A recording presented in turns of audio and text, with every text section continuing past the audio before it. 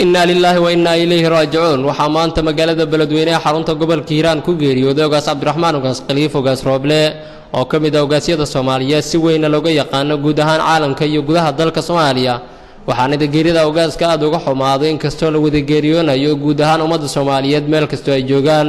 kadib geerida ogaas Cabdiraxmaan ogaas Khaliif ayaa waxa si weyn looga dareemay magaalada Beledweyne iyadoo la xiray goobaha ganacsiga magaalada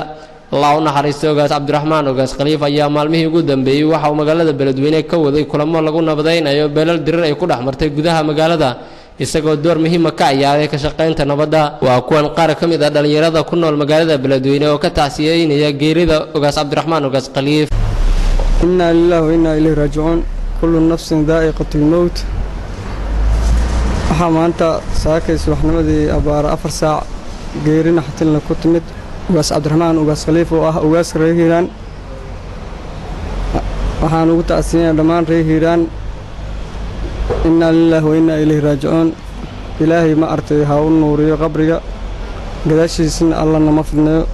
حان كتعسيدينينا غيردي نحدنت الله هيدا كتمد واس عبد الرحمن واس خليف واس روبله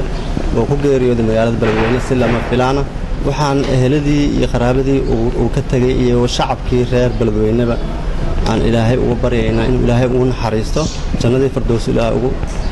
ugu dambi dhaafo dadkii uu ka tagayna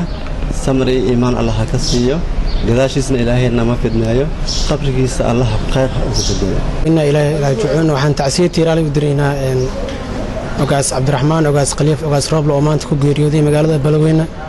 waxaan leenahay ummadda Soomaaliyeed meel walba joogaan gaar ahaan reer Hiiraan sabir iimaan Allah ka siiyo sidoo kale waxaan u tacsiyeynaa eheladii qaraabadii